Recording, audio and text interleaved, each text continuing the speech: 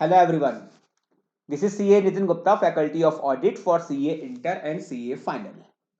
दोस्तों आज के इस वीडियो में हम कवर करेंगे कारो 20 की जो रिपोर्टिंग रिक्वायरमेंट आती हैं। तो उसमें जो पैरा नंबर 3 में टोटल 21 क्लॉज होती हैं, उसमें क्लॉज नंबर 2 में आज आपके साथ डिटेल कवर करूंगा।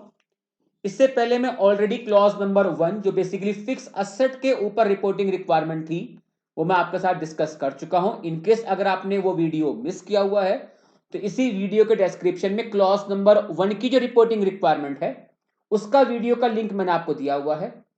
चैनल पे अगर बच्चे आप नए हो, चैनल सब्सक्राइब नहीं किया है, प्लीज चैनल सब्सक्राइब जरूर करिए, बेल आइकन को प्रेस जरूर करिएगा। बिकॉज इंटर हो या फाइनल, आपकी ऑडिट में कोई भी प्रॉब्लम है उसका मैं कह सकता हूं एक वन स्टॉप सॉल्यूशन आपको इस चैनल के माध्यम से मैं आपको प्रोवाइड करूंगा। कारो का टॉपिक ऐसा है जो इंटर और फाइनल दोनों ही लेवल पे एग्जाम में रेगुलरली पूछा जाता है, और क्वेश्चन अगर इन the form of case study आता है तो कहीं ना कहीं बच्चों को अटेम्प्ट करने में प्रॉब्लम्स होती हैं। प्रॉब्लम इसलिए होती है बिकॉज रिपोर्टिंग में क्या क्या इश्यूज हो सकते हैं, बच्चा उन इश्यूज के ऊपर फोकस नहीं करता। मैंने एक अटेम्प्ट यहां पर यही किया है आपके लिए इन वीडियोस के जरिए कि मैंने जो आईसीआई के गाइडेंस नोट है उस गाइडेंस नोट के पॉइंट मैंने यहां पर कवर किए ताकि आपको वेरियस इश्यूज किसी भी क्लॉज की रिपोर्टिंग पे जो हो सकते हैं आप उसको आइडेंटिफाई कर सके और एग्जाम में अगर क्वेश्चन लगता है उसको बहुत अच्छे तरीके से उसको अटेम्प्ट करके आप आ सके। चलिए बात करते हैं क्लॉज नंबर 2 को लेकर, जो बेसिकली बात करती है इन्वेंट्री में। देखिए जैसा कि आपको पता है कि कारो के पैरा नंबर 3 में टोटल 21 क्लॉज आती हैं और हर एक क्लॉज के लिए मैं एक सेपरेट वीडियो आपके लिए दूंगा। क्लॉज नंबर 1 पे ऑलरेडी मैं दे चुका हूं, तो ये आज के हमारे कह सकते हो सेकंड वीडियो है जिसमें हम क्लॉज नंबर 2 के रिपोर्टिंग इश्यूज कवर करेंगे। क्लॉज की जो नंबरिंग चलती है वो आपकी रोमन काउंटिंग में होती है और इसके अंदर जो क्लॉज होती हैं वो स्मॉल लेटर्स में होती हैं। तो बेसिकली क्लॉज नंबर 2 की ये सब क्लॉज ए और एक सब क्लॉज बी, दो क्लॉज यहां पर, दो सब क्लॉज यहां पर आ रही हैं। जैसे क्लॉज नंबर 1 में हमने 5 सब क्लॉज कवर की थी, 5 सब क्लॉज, और किसी भी सब क्लॉज के अंदर फर्दर सब क्लॉज आ सकती है। तो ये थोड़ा सा ना एग्जाम में इन बातों का आपको ध्यान रखना है। कई बार बच्चा ना एग्जाम में क्लॉज का नंबर गलत लिख के आ जाता है या जो सब क्लॉज का नंबर होता है वो गलत लिख के आ जाता है, जिसकी वजह से एग्जाम में उसका एक नंबर डेफिनेटली कट हो जाता है। तो इन छोटी छोटी बातों का आपको ध्यान रखते हुए चलना होगा। देखिए सब क्लॉज ए की रिपोर्टिंग रिक्वायरमेंट क्या कहती है, whether physical verification of inventory has been conducted at reasonable intervals by the management। क्या कंपनी का मैनेजमेंट इन्वेंट्री को रीजनेबल इंटरवल्स पर फिजिकली वेरीफाई करता है या नहीं करता, and whether in the opinion of auditor the coverage and procedure, दो बातें, coverage and procedure of such verification by management is appropriate। ये दूसरी रिपोर्टिंग रिक्वायरमेंट आई। पहली क्या निकल के आ रही है कि क्या मैनेजमेंट रीजनेबल इंटरवल पर इन्वेंट्री का फिजिकल वेरिफिकेशन करता है या नहीं करता। दूसरा कि जो फिजिकल वेरिफिकेशन कर रहा है ऑडिटर की ओपिनियन में क्या है कि उसका जो कवरेज है, कवरेज का मतलब कि टोटल इन्वेंट्री में से आप कितनी इन्वेंट्री कवर कर रहे हो, that is called as coverage. और जो प्रोसीजर है फिजिकली वेरीफाई करने का, क्या मेरे according in the opinion of auditor क्या ये आपका कवरेज एंड प्रोसीजर एप्रोप्रिएट है या नहीं है। Then whether any discrepancy of 10% or more in the aggregate for each class of inventory were noticed। क्या कोई डिस्क्रिपेंसी नोटिस हुई थी। अगर इसको आप क्लॉज नंबर 1 के साथ कंपेयर करें तो वहां पर वर्ड यूज किया गया था मैटेरियल डिस्क्रिपेंसी, फिक्स एसेट की बात कर रहा हूं क्लॉज नंबर 1 की रिपोर्टिंग के अंदर। तो वहां पर तो मैटेरियलिटी एक ऑडिटर का जजमेंट था, लेकिन यहां पर तो क्लियर कट कह दिया गया कि कोई डिस्क्रिपेंसी 10% या उससे ज्यादा की, ऐसा कोई परसेंटेज डिस्क्रिपेंसी को लेकर फिक्स असेट वाली क्लॉज में नहीं था। वहां पर वर्ड था मैटेरियल डिस्क्रिपेंसी, बट यहां पर क्या वर्ड यूज किया गया कि जो डिस्क्रिपेंसी 10% या उससे ज्यादा की है, क्या ऐसी कोई डिस्क्रिपेंसी नोटिस हुई थी, और अगर हुई थी इफ सो का मतलब कि अगर प्रीवियस कमेंट आपका एफर्मेटिव है, यस आप कहते हो कि हाँ material discrepancy that is discrepancy 10% और मोर ये नोटिस हुई थी, तो क्या इस डिस्क्रिपेंसी को प्रॉपरली बुक्स ऑफ अकाउंट में डील किया गया है या नहीं किया गया। ऐसी ही कुछ रिपोर्टिंग हमने फिक्स असेट पर पीपीई को लेकर देखी थी। अगर मैं डिफरेंस की बात करूं तो वहां पर coverage and procedure fix asset की रिपोर्टिंग में कवर नहीं किया था। हाँ, वहां पर हमने रीजनेबल इंटरवल की बात की थी, लेकिन हमने वहां पर कवरेज एंड प्रोसीजर हमने फिक्स असेट की रिपोर्टिंग में कवर नहीं किया था, लेकिन इन्वेंट्री में कवर करवा रहा है और वो रिपोर्टिंग करवा रहा है कि जो कवरेज है और जो प्रोसीजर है, ऑडिटर आपके ओपिनियन में क्या लगता है कि ये एप्रोप्रिएट है या नहीं है। दूसरा डिफरेंस क्या है, वहां पर वर्ड था मैटेरियल डिस्क्रिपेंसी, लेकिन यहां पर क्या बोल रहा है, डिस्क्रिपेंसी 10% और मोर। क्या ये नोटिस हुई थी, और अगर हुई थी तो क्या ये प्रॉपरली बुक्स ऑफ अकाउंट में डील हुआ है या नहीं हुआ। अब ये तो सब क्लॉज एक ही रिपोर्टिंग रिक्वायरमेंट है। अब इस रिपोर्टिंग रिक्वायरमेंट में क्या क्या इश्यूज हो सकते हैं, कैसे आप इस पार्ट पर, इस सब क्लॉज पर आप रिपोर्टिंग करके आएंगे। तो कारों को लेकर जो आईसीआई का गाइडेंस नोट है उसको लेकर मैंने ये पॉइंट्स यहां पर डिस्कस करने हैं। और ये जो पीडीएफ आपको दिखाई दे रहा है वीडियो के डिस्क्रिप्शन में बच्चे इसका लिंक है। इनके फ्यूचर रेफरेंस पर्पस के लिए आपको ये पीडीएफ डाउनलोड करनी है, तो उस लिंक पे जाके आप इस पीडीएफ को डाउनलोड कर सकते हो। देखिए, this clause requires the auditor to comment whether the management has conducted physical verification of inventory at reasonable interval and whether the दो बातें coverage and procedure of such verification by management is appropriate. This clause also requires the auditor to comment on whether any discrepancy of 10% or more in the aggregate for each class of inventory were noticed, and if so, whether they have been properly dealt within the books of account. Inventories में क्या क्या आता है, inventory encompass goods purchase and held for resale, यानी कि manufacturing नहीं करता, मैं परचेज करता हूं रीसेल के पर्पस के लिए। For example, merchandise purchase by a retailer and held for resale, computer software held for resale, land and other property held for resale. अगर एक प्रॉपर्टी डीलर होता है तो वो उसके लिए इन्वेंट्री बन जाती है। इन्वेंट्रीज में और क्या क्या आती है, फिनिश गुड्स परचेज। अब सपोज कि मेरी मैन्युफैक्चरिंग ही है लेकिन प्रोडक्शन शॉर्ट रहा है, सेल की ऑर्डर मेरे पास है, तो मार्केट से मैंने फिनिश गुड्स को परचेज कर लिया। तो फिनिश गुड्स जो आप purchase, finish goods produce, work in progress being produced by the enterprise and include material, maintenance supplies, consumable and loose tool awaiting use in the production process. Inventory do not include spare parts, servicing equipment and standby equipment which meet the definition of PPE. यानी कि जो tools basically आपके PPE में fall कर जाते हैं उसको आप इन्वेंट्री के अंदर कवर नहीं करेंगे। तो बेसिकली ये पॉइंट मुझे बता रहा है कि क्या क्या चीजें आप इन्वेंट्री के अंदर लेते हुए चलते हो। The auditor should obtain reasonable assurance about the existence and condition of inventory.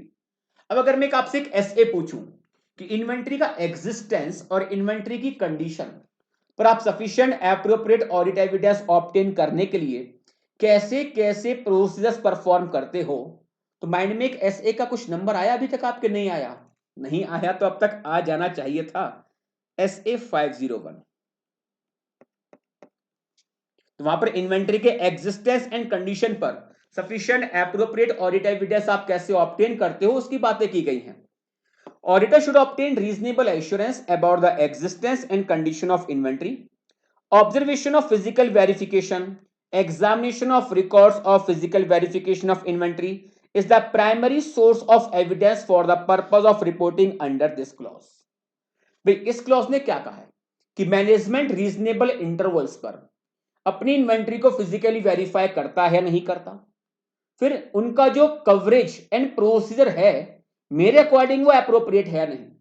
तो अब मैनेजमेंट रीजनेबल इंटरवल्स पर इन्वेंट्री फिजिकली वेरीफाई कर रहा है नहीं कर रहा, उनका प्रोसीजर, उनका कवरेज अप्रोप्रिएट है नहीं, कैसे आप रिपोर्ट कर पाएंगे? या तो जब मैनेजमेंट इन्वेंट्री काउंट कर रहा हो आप उनके इन्वेंट्री काउंट को अटेंड कर लो, that is called as observation. और इनकेस अगर आपने मैनेजमेंट के इन्वेंट्री काउंट को अटेंड नहीं किया था तो जो भी उन्होंने काम किया था उसका वर्किंग पेपर डॉक्यूमेंट्स तो मैनेजमेंट के पास होंगे ना, कॉपी कॉल करिए। तो observation of physical verification, examination of record of physical verification of inventory is the primary source of evidence for the purpose of reporting under this clause.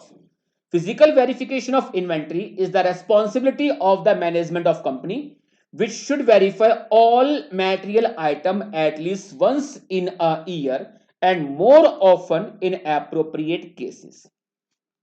कुछ recall करिए clause number 1 की reporting requirement से कि entity का size अगर बड़ा था और फिक्स असेट्स मल्टीपल लोकेशंस पे थी, तो वहां पर 3 साल में भी अगर एक बार कर रहे थे तो वो रीजनेबल इंटरवल्स में फॉल कर रहा था कि हाँ रीजनेबल है।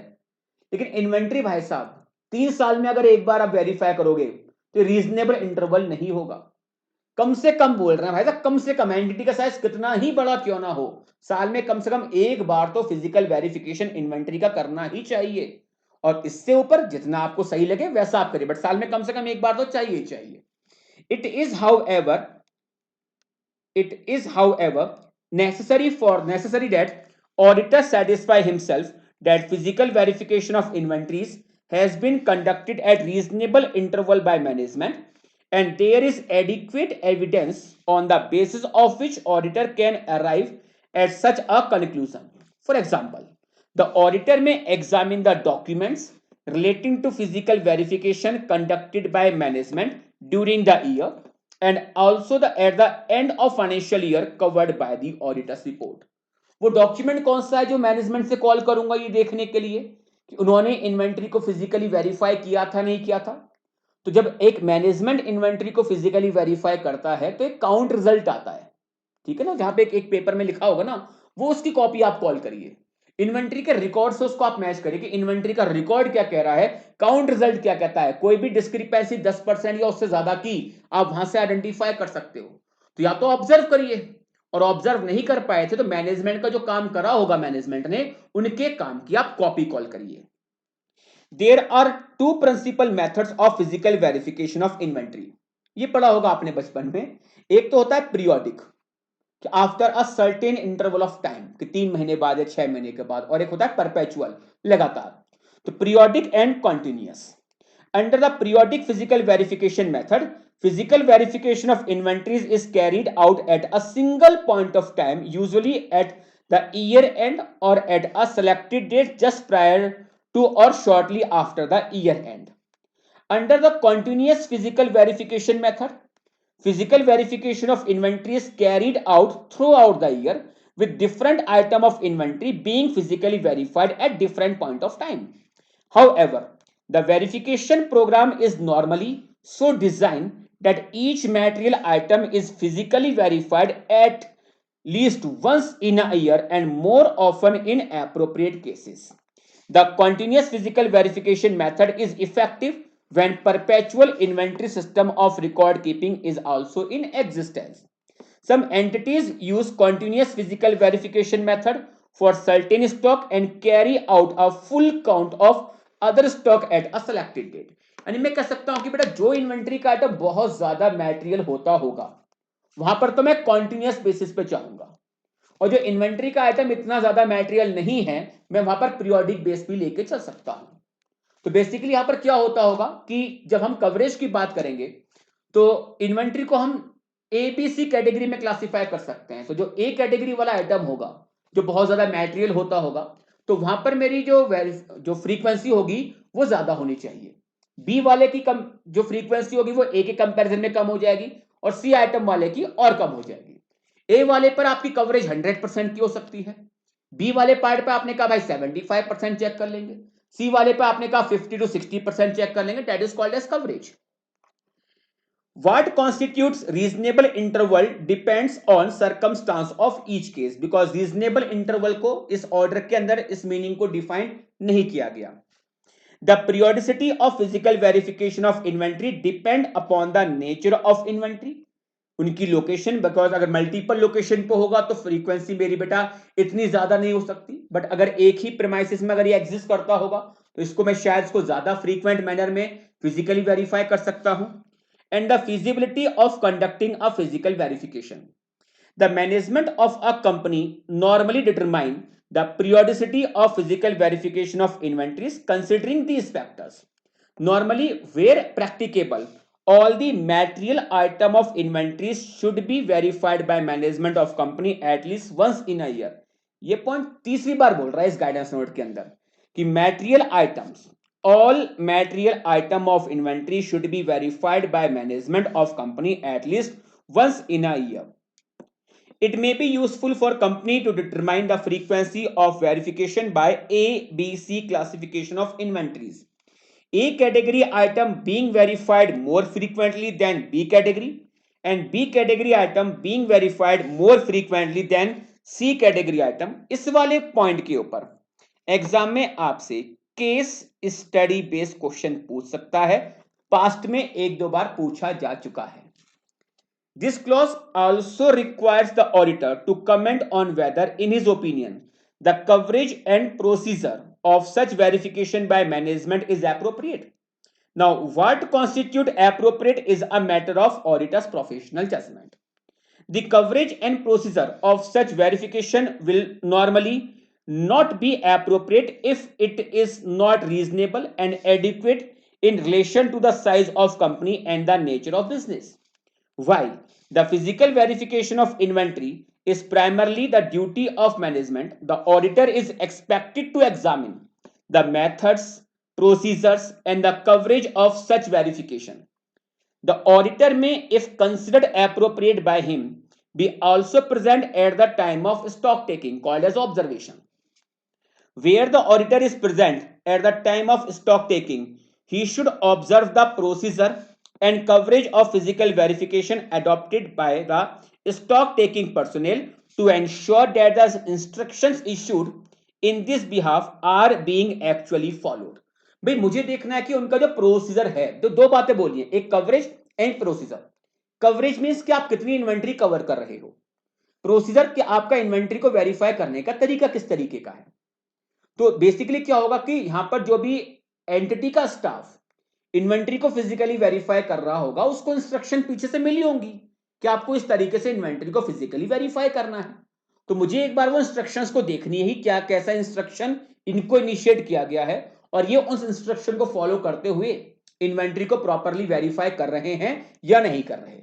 इस तरीके से मैं देख सकता हूं कि जो प्रोसीजर की बात की गई है, दैट प्रोसीजर इज एप्रोप्रिएट और नॉट। और कवरेज कि आप कितनी इन्वेंट्री यहां पर कवर कर रहे हैं, कि आप पूरी इन्वेंट्री चेक कर रहे हो, फिजिकली वेरीफाई कर रहे हो, या केवल 80% कर रहे हो या 50% या 20%। अब मैटेरियल आइटम है और आप केवल 25% चेक कर रहे हो। चेक करने का तरीका तो सही था, बट कवरेज वो बहुत शॉर्ट थी, तो मेरे अकॉर्डिंग जो कवरेज है वो एप्रोप्रिएट नहीं है। तो जो ज्यादा आइटम आपका ए कैटेगरी वाला आइटम है, वहां पर कवरेज आपकी हाई होनी चाहिए। The auditor should also perform the test count to satisfy himself about the effectiveness of the count procedure. The auditor may compare the final inventories with stock record and other corroborative evidence like inventory statements submitted to bank etc. तो इनका count result क्या निकल के आया था, bank को आपने जो अगर लिमिट ले रखी है आपने, तो बैंक को आप कितना स्टेटमेंट के अंदर अपनी इन्वेंट्री बता रहे हो फॉर वेरिफिकेशन पर्पस। खुद सोचो ना कि मैनेजमेंट ने इन्वेंट्री काउंट करी, अब इन्वेंट्री काउंट करने के बाद जो काउंट रिजल्ट आया होगा, वो काउंट रिजल्ट को आप कॉरोबरेटिव एविडेंस से क्रॉस चेक करिए कि आपका रिकॉर्ड क्या कह रहा था, ठीक है, आपके बुक्स क्या कह रही हैं, आपने बैंक में क्या स्टेटमेंट दिया हुआ है। अब काउंट रिजल्ट आता है भाई इतनी इन्वेंट्री है, स्टोर लेजर कुछ और कह रहा है, ठीक है, बैंक में आप कुछ और बता रहे हो, बुक्स ऑफ अकाउंट अल्टीमेटली कुछ और कह रहा है। तो ये सारी चीजें आपस में मैच नहीं कर रही। कॉरोबरेटिव का मतलब क्या होता है, और एडिशनल, कि जो काउंट रिजल्ट आया उसको आप क्रॉस चेक करिए। The auditor may compare the final inventories with the stock record and other corroborative evidence, जो कि है inventory statement submitted to bank, inventory statement submitted bank for verification purpose. The auditor should determine the reasonableness and adequacy of procedure adopted for physical verification of inventories and its coverage, having regard to the nature of inventories, their location, quantities, value, and feasibility of conducting the physical verification. This would require the auditor to exercise his professional judgment. The auditor should ascertain whether the management has instituted adequate cut-off procedure. What is called cut off, कि दो different financial year की transactions को segregate कर देना। तो 31 मार्च की inventory जो आप बता रहे हो, कहीं ऐसा तो नहीं है कि आपने गुड सेल कर दिए थे लेकिन डिस्पैच नहीं हुए थे, बट उसको आप फिर भी 31 मार्च की इन्वेंट्री में अपने यहां पर शामिल कर रहे हो। ऑनरशिप तो अभी आपके पास नहीं है। हाँ, हो सकता है कि सेल कर दिया, अभी तक आपके पास है, लेकिन मैं उसको फिर अपनी बैलेंस शीट में शो तो नहीं कर सकता ना, क्योंकि आपने यहां पे कट ऑफ को अप्लाई नहीं कर रखा प्रॉपर तरीके से। तो कट ऑफ होता क्या है कि दो डिफरेंट फाइनेंशियल ईयर की ट्रांजैक्शंस को आपस में सेग्रीगेट कर देना। और यहां पर मैनेजमेंट के प्रॉपर कट ऑफ प्रोसेस होने चाहिए near about the balance sheet date. The auditor should ascertain whether the management has instituted adequate cut-off procedure. In this regard, auditor may examine a sample of documents evidencing the movement of inventories into and out of stores, including documents pertaining to period shortly before and shortly after the cut-off date. यानी 31 मार्च से 3-4 दिन पहले और 31 मार्च से 3-4 दिन के बाद, लगभग एक हफ्ता आप मान लीजिए कि मैं सपोज कि 25 या 26 मार्च से लेकर 3 या 4 अप्रैल तक का जो टाइम रहेगा, इस बीच में स्टॉक की मूवमेंट्स को प्रॉपर एक बार देखूंगा रिकॉर्ड के साथ. And check whether the inventories represented by those documents were included or excluded as appropriate during the stock taking. The auditor may determine the appropriateness and the adequacy of procedures and coverage of physical verification of inventory by examining the related records and documents. These record and document would also include the policy of company regarding physical verification. Following are the documents which can be examined by auditor in this regard. तो हम दो बातें बोल रहे हैं शुरू से बार बार कि एक कवरेज और प्रोसीजर, इसको चेक करने के लिए ऑडिटर कौन कौन से डॉक्यूमेंट को रेफर कर सकता है. First one is written instruction given by management to the concerned staff engaged in the physical verification purpose. Process physical verification inventory sheet duly authenticated by the field staff and responsible officials of company. Sir ये किसकी बात कर रहा है? Physical verification inventory sheet, that is your count result. जो भी आप counting कर रहे होंगे ना कि हाँ काउंट करो कितना है, ये इन्वेंट्री हमारी इतनी है, तो किसी न किसी पेपर में आपने उस काउंट रिजल्ट को रिकॉर्ड तो करा होगा ना. That sheet should be authenticated by the field staff. Field staff कौन? जो बेटा जाके इन्वेंट्री वेरीफाई कर रहा होगा. And responsible officials of the company, जो स्टोर मैनेजर है that become responsible official. Summary sheet, consolidation sheet duly authenticated by the responsible officials. Internal memos with respect to issues arising out of physical verification inventory. Way physical inventory हो रही है, जो भी कोई issue हो रहा होगा उस issue को लेकर जो internal memos issue किए गए थे उसको आप एक बार देखिए. Extent of coverage of inventory having regard to their value. भाई inventory suppose 1 करोड़ रुपए की है, तो इस 1 करोड़ की इन्वेंट्री में सपोज ए कैटेगरी वाला आइटम ऐसा है जो 70 lakhs का कवर कर लेता है, तो इसका आपको ज्यादा से ज्यादा कवर करना होगा बिकॉज ये आइटम बहुत ज्यादा मैटेरियल है in terms of its value. And any other relevant document evidencing physical verification of inventory. While commenting on this clause, the auditor should point out the specific areas where he believes the procedure of physical verification of inventory is not reasonable or not adequate.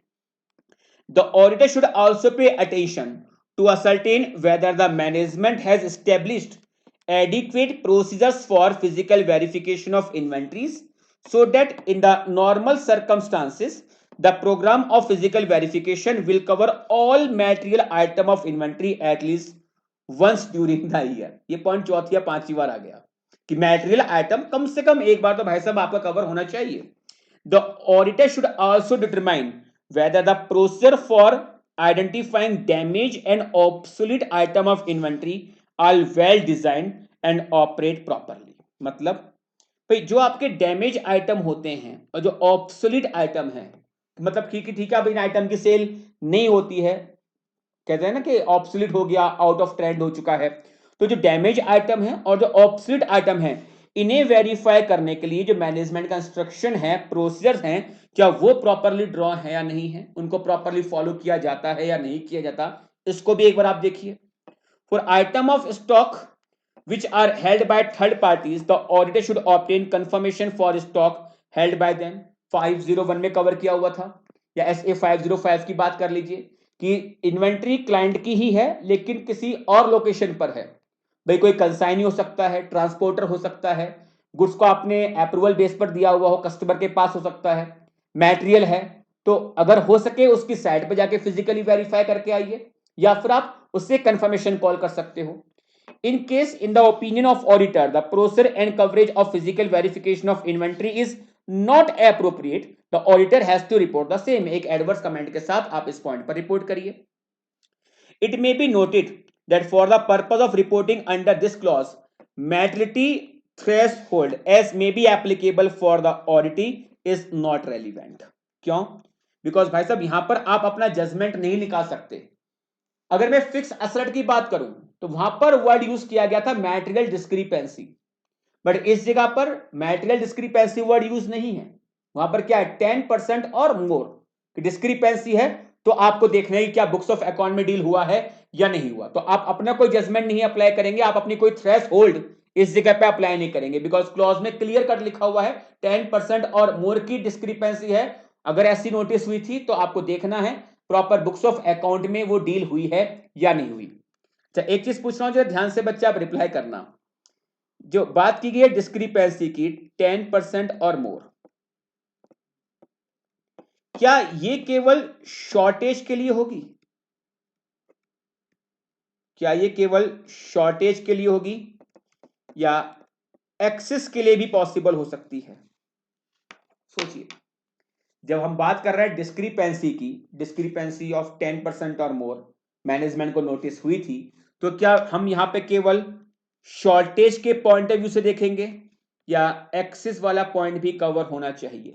वैसे access वाला point बहुत rare to rare circumstance में होगा, लेकिन इसका मतलब आप केवल शॉर्टेज से मत देखना, यहां पर एक्सेस वाला पॉइंट भी कवर हो जाएगा. इस पॉइंट को गाइडेंस नोट में एड्रेस किया गया. इस पॉइंट को बच्चे प्लीज आप ध्यान से देखना. मेरे अकॉर्डिंग एग्जाम के पर्पस के लिए यहां पर कोई केस स्टडी बेस्ड क्वेश्चन आपसे पूछ सकता है. It may be noted for the purpose of reporting under this clause materiality threshold as may be applicable for auditee is not relevant. What is of relevance is discrepancy of 10% or more in value for any class of inventory which may or may not be material but reporting is required in such a case. 10% या उससे ज्यादा की discrepancy थी, आपके लिए material नहीं थी, क्या आपको रिपोर्ट करना होगा? नहीं करना होगा?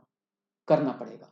क्योंकि मैं फिर से बोल रहा हूं कि जो क्लॉज नंबर 1 में फिक्स असेट वाले पॉइंट पर, पीपीई वाले पॉइंट पर जो डिस्क्रिपेंसी की बात की गई थी, वहां पे कोई 10% नहीं दी हुई थी, वहां पर था मैटेरियल डिस्क्रिपेंसी. तो वहां पर आप अपनी एक थ्रेशोल्ड अप्लाई कर सकते थे. अब सपोज कि 15% की मुझे डिस्क्रिपेंसी किसी क्लास ऑफ इन्वेंटरी में देखने को मिली, मेरे लिए मैटेरियल नहीं है बिल्कुल भी, क्या आपको रिपोर्ट करना होगा? नहीं करना होगा? करना पड़ेगा. You have to report. So what is of relevance is discrepancy of 10% or more in value for any class of inventory which may or may not be material but reporting is required in such a case. The 10% threshold for reporting must be applied on a net basis after adjusting excess and shortage within the class of inventory and must be based on value for each class of inventory even where such discrepancy result in a net excess of 10%. excess निकल के आया, shortage नहीं है, for any class of inventory reporting would still be required. ये बहुत अच्छा point है. और देखो बच्चे, मैं फिर से बोल रहा हूं, गाइडेंस नोट के जो पॉइंट होते हैं ना, उसमें रिपोर्टिंग के इश्यूज निकल के आ सकते हैं एग्जाम के पॉइंट ऑफ व्यू से. इंटर लेवल पे तो मैं कह सकता हूं केस स्टडी बेस्ड क्वेश्चन कारों की रिपोर्टिंग रिक्वायरमेंट पे नहीं आते इतना, बट फाइनल लेवल पे तो केस स्टडी बेस्ड क्वेश्चन ही आता है. तो जो हमने पूरा, अगर अगर मैं आपसे इतना कहूं कि बच्चे आप केवल ये क्लॉज को पढ़िए, तो ये क्लॉज पढ़ के जो कहीं ना कहीं हमको समझ में तो आता है कि ये क्लॉज कहना क्या चाहता है, ठीक है, लेकिन इस क्लॉज की रिपोर्टिंग में क्या क्या इश्यूज हो सकते हैं और इस क्लॉज पर रिपोर्टिंग के पर्पस के लिए कैसे कैसे प्रोसेस मुझे परफॉर्म करने चाहिए, इतना इतना अच्छा आइडिया इन चीजों का केवल क्लॉज को पढ़ने से नहीं आएगा. That is why guidance note के जो पॉइंट्स होते हैं ये हमारे लिए बहुत ज्यादा रेलिवेंट हो जाते हैं. तो पूरा गाइडेंस नोट में बोलता हूं, चलो आपको रेफर करने की रिक्वायरमेंट नहीं है, जितना डिटेल में मैंने आपको यहां पर दिया, लेकिन ये दो जो पैराग्राफ थे, एक तो कवरेज वाला पॉइंट था एबीसी क्लासिफिकेशन वाला, और जो लास्ट वाला था इसके ऊपर एग्जाम में क्वेश्चन आने के अच्छे खासे चांस हैं. इवन की ये जो लास्ट लाइन थी ना, even where the such discrepancy result in a net excess of 10% or more for any class of inventory, reporting would still be required. Clear? हाँ सर. Now, अब सेकंड देखिए sub clause क्या कह रही है यहां पर. क्लॉज नंबर 2 में दो सब क्लॉज आ रही हैं. पहली सब क्लॉज को हमने डिटेल डिस्कस कर लिया. सेकंड देखिए, whether during any point of time during the year, यानी 1 अप्रैल से 31 मार्च कहीं पर भी at any point of time. Company has been, क्या वर्ड यूज किया गया है, sanctioned. Company has been sanctioned working capital limit in excess of 5 crore in aggregate from banks FI on the basis of security of current assets. ध्यान देना, पर bank पर FI 5 crore की limit नहीं है, क्लियर कहा है वैसे इसने, इन एग्रीगेट. कुल मिलाकर आपने बैंक या FI से करंट एसेट की सिक्योरिटी पर क्या आपने 5 करोड़ से ज्यादा का वर्किंग कैपिटल लिमिट सैंक्शन हुआ था. वेदर द क्वार्टरली रिटर्न्स और statements filed by the company with such bank और FI are in agreement with the books of account of company, और अगर नहीं है तो डिटेल दीजिए. दो रिपोर्टिंग रिक्वायरमेंट है. पहला, क्या कोई लिमिट, वर्किंग कैपिटल लोन कह सकते हो, कैश क्रेडिट लिमिट आप कह सकते हो, 5 करोड़ से ज्यादा की limit, working capital limit, working capital loan sanction हुआ था इन एग्रीगेट. और दूसरा कि क्या जो क्वार्टरली स्टेटमेंट जा रहे हैं, बिकॉज जब आप बैंक से लिमिट लेते हो तो बैंक, अगर आप स्टॉक के अगेंस्ट लेते हो या डेटर के अगेंस्ट लेते हो, इसने इन्वेंट्री वर्ड यूज नहीं करा यहां पर, इसने वर्ड यूज करा है करंट एसेट. और करंट एसेट में आपकी इन्वेंट्री भी हो सकती है, करंट एसेट में आपका डेटर भी हो सकता है. जनरली जो लिमिट ली जाती है वो इन्वेंट्री एंड डेटर के अगेंस्ट ही ली जाती है. उस केस में ना आपको पीरियोडिक स्टेटमेंट्स बैंक को सबमिट करने होते हैं आपके ड्रॉइंग पावर की कैलकुलेशन के पर्पस के लिए. तो आपने जो बैंक से लिमिट ली है और आप जो स्टॉक स्टेटमेंट दे रहे हो, तो कहीं ऐसा तो नहीं है कि ज्यादा ड्रॉइंग पावर लेने के लिए आप ज्यादा अमाउंट के स्टॉक स्टेटमेंट बैंक को सबमिट कर रहे हो, जबकि वास्तव में आपके पास उतनी इन्वेंट्री है ही नहीं. तो जो बैंक को स्टॉक स्टेटमेंट दी जा रही हैं और जो एक्चुअल आपका बुक्स ऑफ अकाउंट है, ये आपस में मैच करते हैं या नहीं करते, और अगर नहीं करते तो इसकी डिटेल आपको यहां पर प्रोवाइड करानी है. क्लियर? हाँ सर, इतनी बात तो समझ में आई. अब इसमें देखिए इफ एंड बट क्या क्या लग सकता है, बहुत प्यारे इफ एंड बट यहां पर गाइडेंस नोट के अंदर निकाले गए हैं. एक एक करके इन पॉइंट्स को आप देखिए.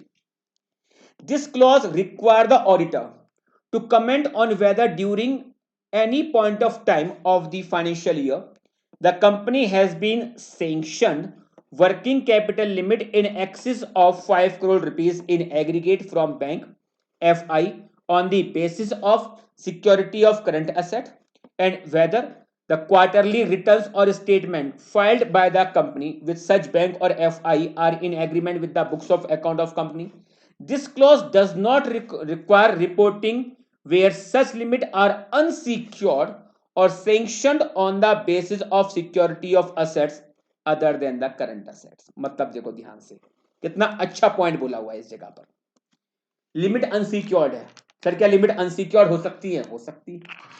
तो अगर अनसिक्योर्ड लिमिट है, क्या रिपोर्टिंग रिक्वायरमेंट एप्लीकेबल होगी या नहीं होगी? नहीं होगी.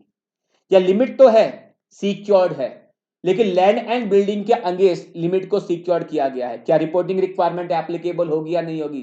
डेफिनेटली नहीं होगी. इस क्लॉज में रिपोर्टिंग रिक्वायरमेंट कब होगी?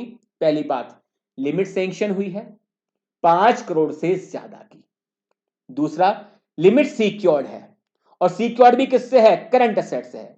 तो अगर लिमिट सिक्योर्ड है, करंट एसेट से है और 5 करोड़ से ज्यादा का सैंक्शन अमाउंट है, ज्यादा सैंक्शन अमाउंट है, तो ही रिपोर्टिंग आएगी. चलो सैंक्शन अमाउंट सपोज 10 करोड़ रुपए का था, लेकिन लिमिट को आपने यूज करा केवल 1 करोड़, कि रिपोर्टिंग रिक्वायरमेंट आएगी या नहीं आएगी? बिल्कुल आएगी. बिकॉज कितना आपने यूज करा है, लिमिट को कितना अवेल किया है, उससे मतलब नहीं है. लिमिट सैंक्शन कितनी हुई है, तो लिमिट सैंक्शन हुई हो 5 करोड़ से ऊपर की हुई है, बैंक FI से हुई है, सिक्योर्ड है और करंट असेट पर सिक्योर्ड है, तो क्लॉज पर रिपोर्टिंग रिक्वायरमेंट है, अदरवाइज नहीं है. This clause does not require reporting where such limits are unsecured or secured on the basis of security of assets other than the current assets.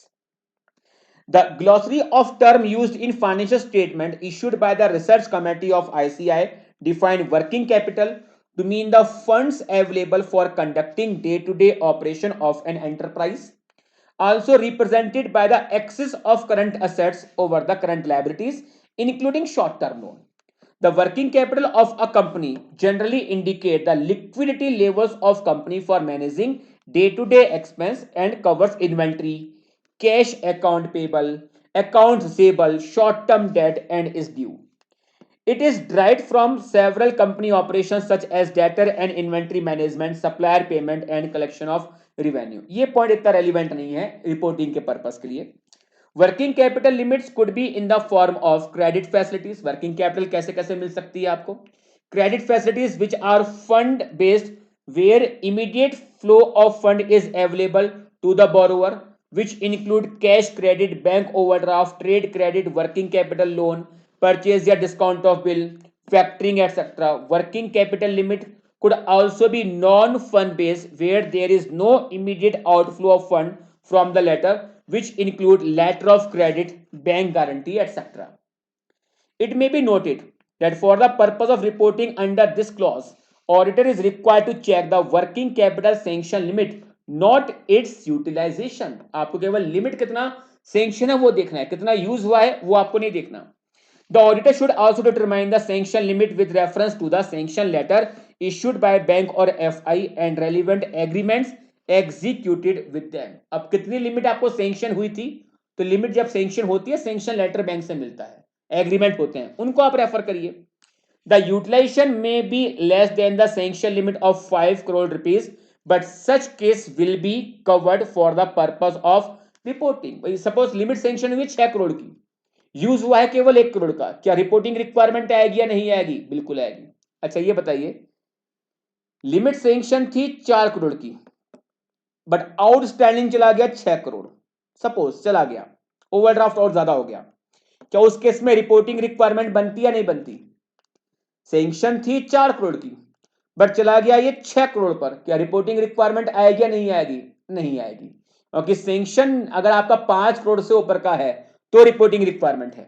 Alternatively the sanction limit may be less than 5 crore rupees, मेरे case में 4 crore, but due to excess withdrawal या levy of interest या temporary overdrawing the balance may exceed 5 crore. कितना हो गया इस जगह पर? 6 crore.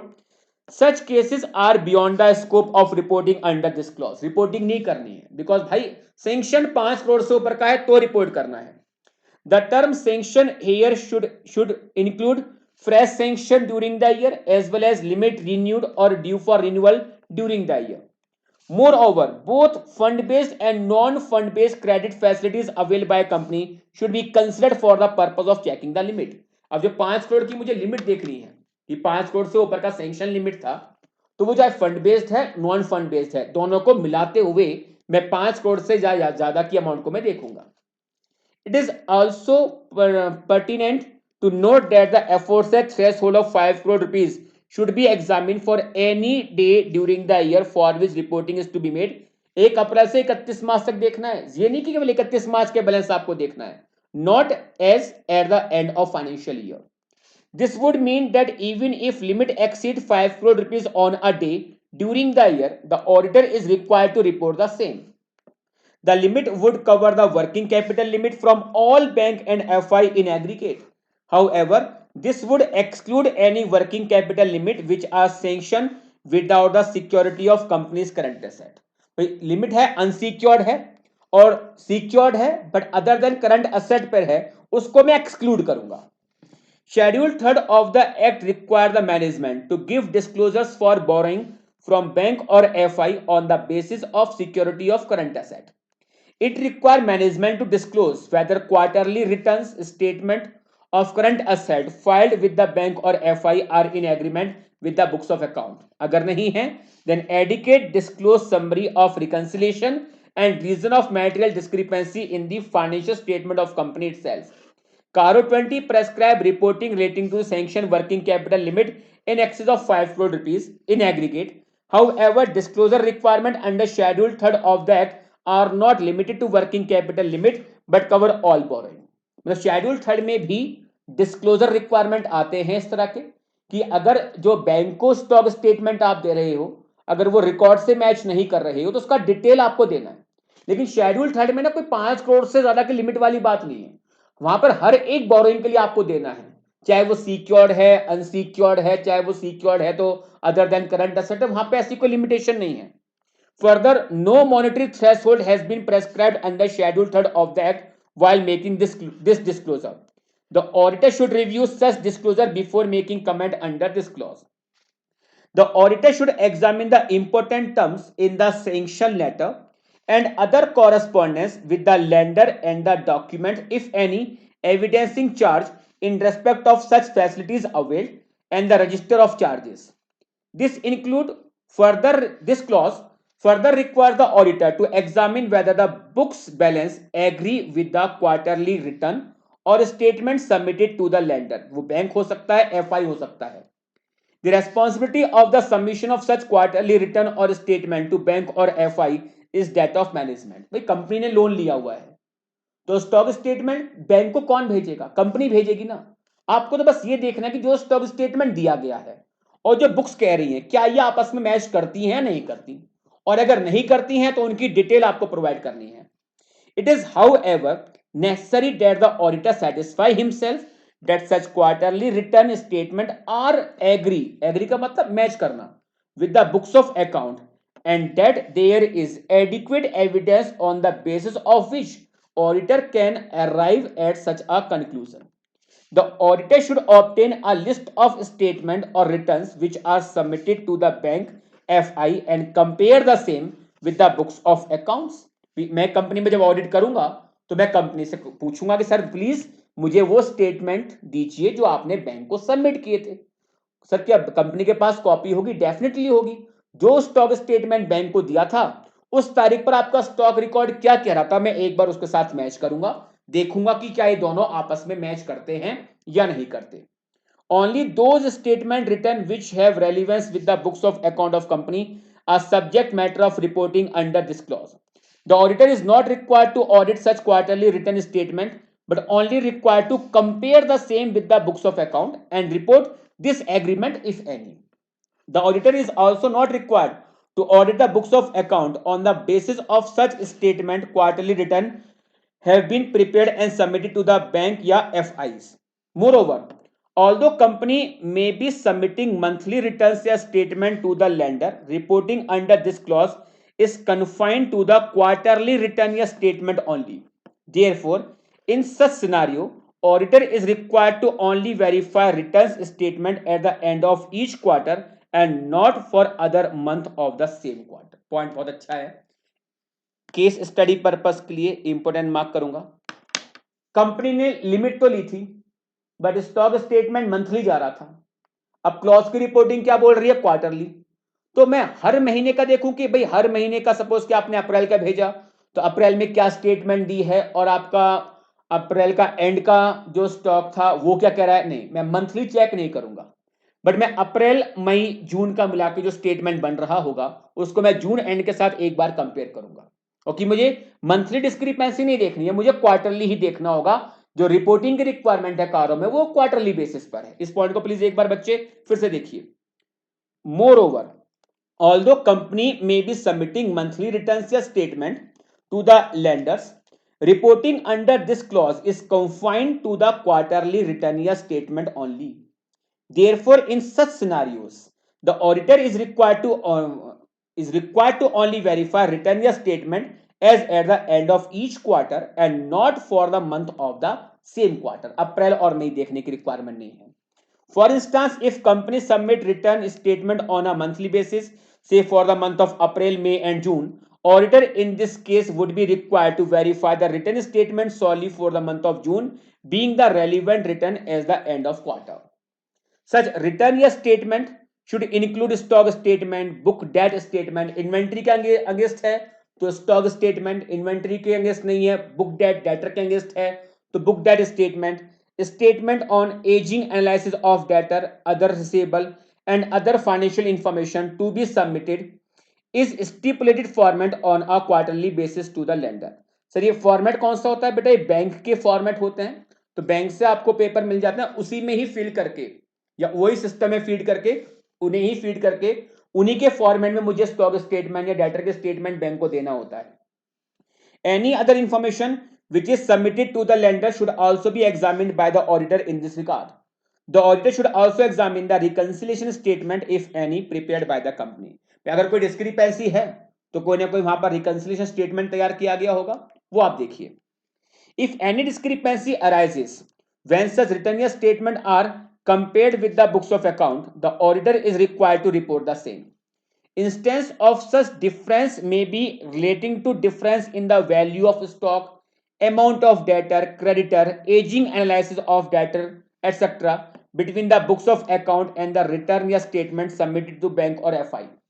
The auditor needs to exercise his professional judgment to determine the materiality and the relevance of the discrepancy to the users of financial statement while reporting under this clause. Because उन्होंने कहा कि कोई डिस्क्रिपेंसी है material तो आपको बताना है, यहाँ पे 10% और मोर जैसी कुछ बात नहीं की गई थी, तो उस केस में आपको अपना जजमेंट अप्लाई करना है कि अगर डिस्क्रिपेंसी अगर आपको मैटेरियल दिखाई दे रही होगी तो ही उस केस में इस क्लॉज के अंदर आपको यहां पर रिपोर्ट करना होगा। तो बच्चे मैं उम्मीद कर रहा हूं कि आपको ये क्लॉज की रिपोर्टिंग रिक्वायरमेंट से रिलेटेड क्या क्या इश्यूज हो सकते हैं या क्या क्या होने चाहिए आपके procedures for the purpose of reporting under this clause, ये आपको बहुत अच्छा समझ में आया होगा। बच्चे देखो मैं फिर से बोल रहा हूं कि कारों के जो क्लॉजेस हैं उसमें मोस्टली बच्चे को पता होता है कि क्या रिपोर्ट करना है, बट कैसे रिपोर्ट करना है, कोई इश्यू अगर आता है कैसे उसको रिपोर्टिंग के समय एड्रेस करना है, क्या होने चाहिए आपके प्रोसीजर्स, ये सारी बातें ना गाइडेंस नोट के जरिए ही आपको मालूम चलेंगी बहुत अच्छे तरीके से। और गाइडेंस नोट्स के पॉइंट्स आज के टाइम पे जब बच्चा T20 अप्रोच पर पढ़ाई कर रहा होता है इतना वो डिटेल उसको एनालाइज नहीं करता और कहने की प्रॉब्लम सफर करता है एग्जाम में।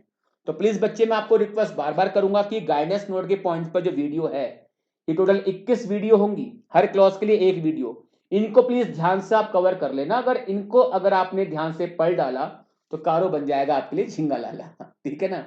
चलिए बच्चे तो मिलते हैं आपसे नेक्स्ट वीडियो में ऐसे ही किसी क्लॉज की, ऐसी क्या क्लॉज नंबर 3 की हम बात करेंगे, क्लॉज नंबर 3 से रिलेटेड रिपोर्टिंग रिक्वायरमेंट को लेकर। Thanks to all of you.